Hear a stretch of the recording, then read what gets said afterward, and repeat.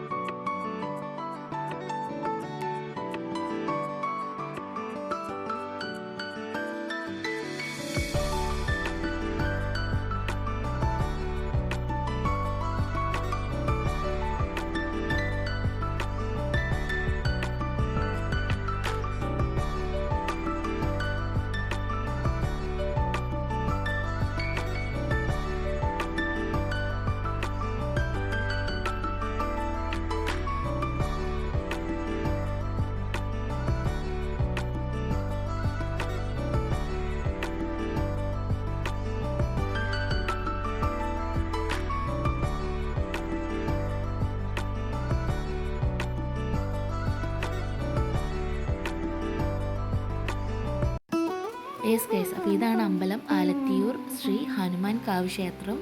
നിങ്ങൾ കാണുമ്പോൾ തന്നെ അറിയാം, നല്ല വലിയ അമ്പലമാണ്. അത്യാവശ്യം നല്ല വലിയ അമ്പലമാണ്. ആദ്യമായിട്ട് പോകുന്ന ഒരാൾക്ക് ഒരിക്കലും കൺഫ്യൂഷൻ തോന്നില്ല. കാരണം അവിടെയുള്ള സ്റ്റാഫ്സ് നമ്മൾക്ക് കാര്യങ്ങളെല്ലാം പറഞ്ഞു തരുന്നുണ്ട്. ഇനിയിപ്പോൾ വഴിപാടായിട്ട് അവിടെ മെയിനായിട്ട് അവിയിലാണുള്ളത്, അവിയിൽ കുഴച്ചതാണുള്ളത്. പിന്നെ ഉള്ളത് ഗത സമർപ്പണമാണ്. അങ്ങനത്തെ കുറച്ച് ഫേമസ് ആയ വഴിപാടുകളെല്ലാം അവിടെ ഉണ്ട്. നിങ്ങൾക്ക് അവിടെ പോയി ചോദിച്ചാൽ അതെല്ലാം മനസ്സിലാവും. പിന്നെ ഉള്ളിലെ പ്രതിഷ്ഠ എന്ന് പറയുന്നത് ശ്രീരാമനും ഹനുമാനുമാണ്. ലക്ഷ്മണൻ പുറത്ത് തന്നെ വേറൊരു ചെറിയൊരു അമ്പലമായിട്ടാണ് ഉള്ളത്. ഇത് അവിടുത്തെ അമ്പലക്കുളമാണ്.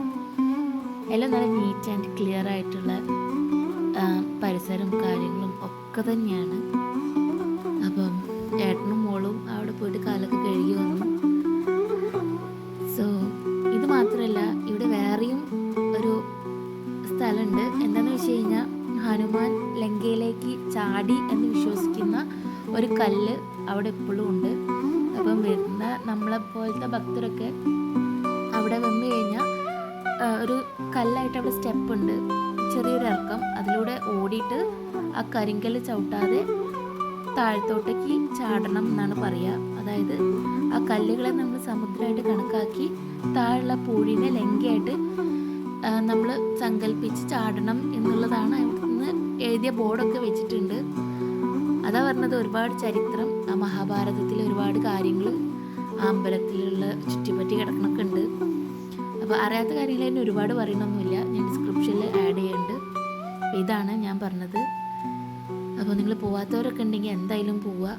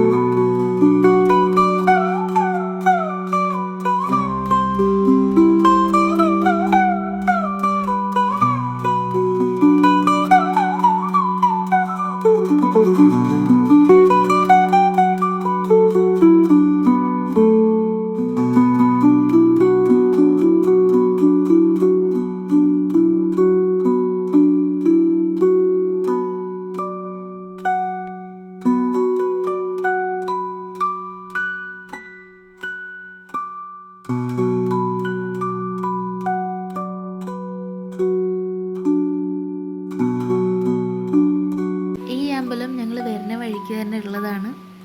അതായത് നമ്മൾ റെയിൽവേ സ്റ്റേഷൻ കഴിഞ്ഞ് കുറച്ച് മുന്നോട്ട് വരുമ്പോഴുള്ള ഒരു ഭഗവതി ക്ഷേത്രമാണ്.